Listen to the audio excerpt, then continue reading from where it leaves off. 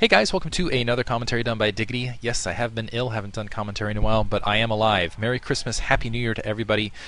Really quick, actually, I want to kind of poll the audience right now. I'm thinking about making New Year's resolutions in the realm of commentary. Really fast, though, this is Canata versus Best. Best is starting in the bottom right-hand corner as the purple protoss. Upper left-hand corner, we have Canata as the red terran. This is going to be on Adai, which is a two-player map which is symmetrical off the diagonal axis from bottom left to top right. Actually, I had to work out. I've had a restart on this one. This is live cast, by the way. Again, try to keep an eye on justin.tv/DiggitySC or the Twitter account. I'll be trying to pull things, or if you just hang out in IRC, usually I announce when I'm live casting there. But anyway, New Year's resolutions. I realized I was kind of pondering my commentary at this stage. I was realizing that Nuke the Stars has really been covering all of the OSL. Ranchin is dedicated to covering all of the MSL, which is a buttload of stuff. The other guys, the other classic guys, Moltrap's done a little bit. Klazart's actually come back and done Jaedong versus Flash, if you missed that. I'm not sure where Collar is gone. But I realized, essentially, I'm not sure. I've been kind of going over this pattern of trying to cover the games in a certain series or tournament, and I really haven't had time to obviously cover everything, but I've been sticking to certain groups. And I think kind of the general sense I'm getting is that you guys would just rather have me do kind of marquee games and kind of do it that way. Games that look entertaining. I'm not sure how many of you really even follow the MSL in its entirety or the OSL in its entirety. And I've been thinking about making a guide to both, because I think that's kind of the next stage of StarCraft fandom is getting, first of all, getting a player that you follow, and then following them through either the MSL, OSL, understanding kind of the involvement in that, and also Pro League. And I think Pro League is kind of that last stage.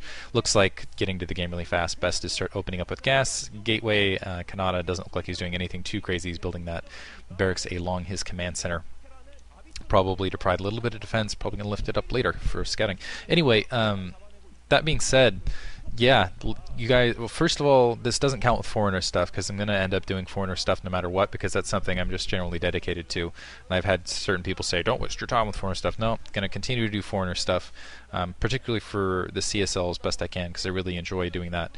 But as far as the other games, would you prefer that I stick to the series and just cover kind of the general series, or just cover marquee games? And then beyond that, also, I guess the general announcement is I'm going to try to do some League of Legends casts. I already have done a couple.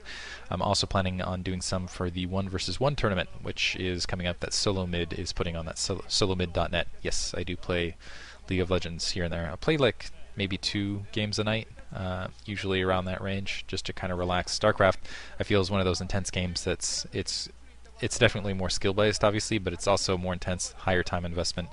And I don't relax when I play StarCraft. Maybe you guys can resonate with me on that. Anyway, and then the other question is I've been thinking about just putting in, putting in political rants, and if you guys would mind that on this account. I know that I feel like that violates the social contract. You guys come here to watch StarCraft, and a political rant would be kind of off color. But anyway, let me know on that one too. If I mark it, I'm not a Democrat or a Republican, really. I'm kind of something weird and hippie in between. I definitely feel like I'm more officially liberal these days than conservative, but at the same time I'm not like... Anyway, I won't continue on that, because again, that's not what you're here for.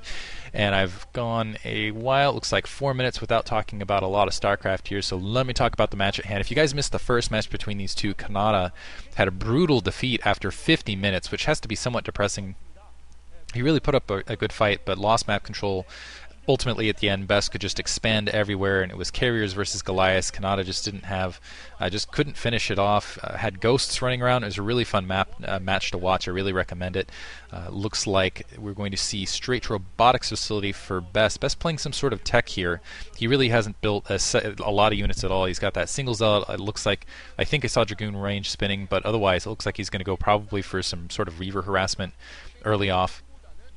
And really, I think, yeah, it's really intelligent, actually, to go Reaver harass early, because really, what you need to do is you need to minimize those vultures into the mid game, and I think that is the key for Protoss. Is once you get your expansion, minimizing those vultures as quickly as possible. So even skipping the Reaver harass, maybe even go directly observers and a little bit heavier on Dragoons. I almost feel like 2-gate Dragoon might be favorable on this map as a result, but definitely I like the choice of going Reavers, transitioning into Observers, and going for expansions after that. And it looks actually we're going to see expansion first, so we're probably going to see an Observatory right after the bat. Let's see if this is going to be huge. SEV able to sneak in underneath. Is it going to be able to see that probe? It's going to be able to see the Nexus, the probe in position. That is huge.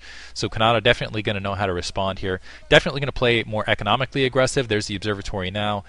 He's already got some mines out in the field, but he's going to ramp up production. He can produce some more SCVs. He can be a little, maybe even take his third a little bit early if he really wants to get aggressive. Let's see how he's going to respond. 3 Dragoons on the front door.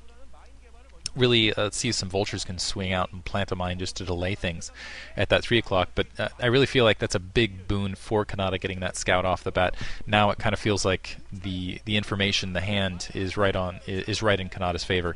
Let's see if he can capitalize on it, because yeah, he needs a big win here to continue, and I think it's also an emotional thing for him. He's gone so far, so many times, just to kind of get Vulture managing to go through, and it is going to confirm. Going to die immediately. Not quite sure what that was about. Maybe just to get a good look.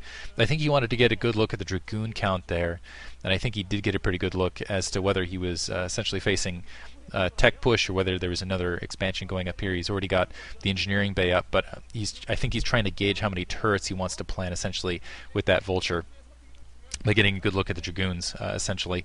And it looks like he's just going to plant. I think he's going to skimp a little bit here on the turrets. It looks like he's just going to go one each, immediately kick it up to armory, and look, he's additionally got another Vulture wandering out in the field. Best, interestingly enough, starting to press forward despite the very low Dragoon count. He's only got 5 Dragoons total.